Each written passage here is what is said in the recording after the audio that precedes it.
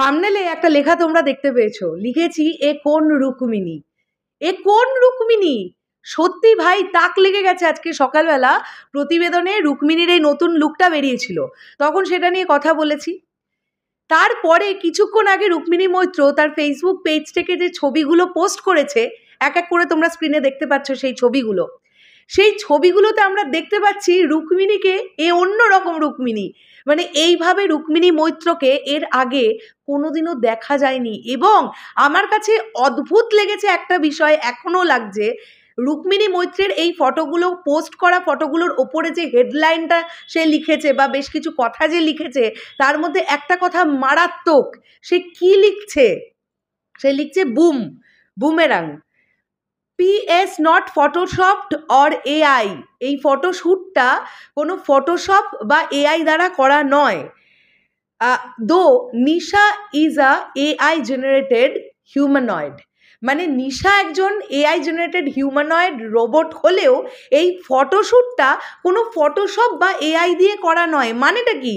মানে এই ন্যাড়া মাথাটা অরিজিনাল, মানে রুক্মিণী অরিজিনালি ন্যাড়া হয়েছিল? মানে সেই শ্যুটটার জন্যে পার্টিকুলার সে চুল সব কেটে ফেলেছিল? আমি বিষয়টা কিন্তু বুঝে উঠতে পারিনি এখনো।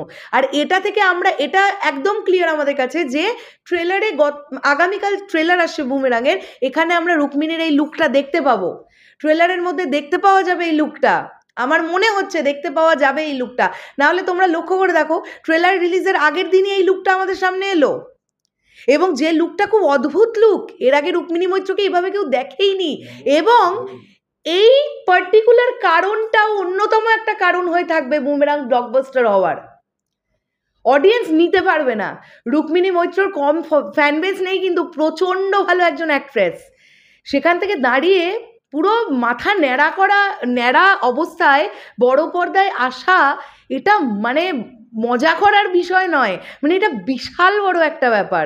যে কেউ করে দেখাক না, কলকাতায় তো এত নায়িকা আছে, যে কেউ করে দেখাক। আমি জানি না কজন পারবে, তবে এখন যারা কাজ করছেন তারা কজন পারবে সত্যি আমার সন্দেহ আছে যে একটা প্রজেক্টের জন্যে মানে ন্যাড়াটা অরিজিনাল হোক বা নাই হোক, যদি আমি মেনেও নিলাম চলো প্রস্থেটিক মেকআপ করা হয়েছে, ওইভাবে ন্যাড়া অবস্থায় দর্শক দেখবে, ন্যাড়া অবস্থায় এটা মেনে নিয়ে কজন নায়িকা করতে পারবে এখন ছবি? এটা নিয়ে যথেষ্ট ডাউট আছে। তো রুক্মিণী মৈত্র এটা একটা বিরাট একটা, কি বলবো, মানুষের মধ্যে একটা অন্যরকম এক্সাইটমেন্ট ক্রিয়েট করে দিল বুমেরাং। এটা মানে মারাত্মক লেভেলের। আমি এমনিতেই জিদ্দার ছবি দেখার জন্য এক্সাইটেড থাকি, পার্টিকুলার এই ছবিটাতে আমি রুক্মিণীকে আলাদা করে দেখার জন্য এই ছবিটা সবার আগে দেখার ইন্টারেস্ট গ্রো করছে আমার, যে ন্যাড়া রুক্মিণীকে দেখতে কেমন লাগবে। ফ্যান্টাস্টিক লাগছে ছবিগুলো, কোনো কথা হবে না। Salute, salute. বুমেরাং খুব ভালো ছবি হোক, এটাই আমরা চাইবো, এবং প্রচুর অডিয়েন্স বুমেরাং দেখুক, এটাই আমরা চাইবো। শেষ করলাম ভিডিওটা, দেখা হচ্ছে আবার খুব শিগগিরই। তাহলে এখনের জন্যে টাটা।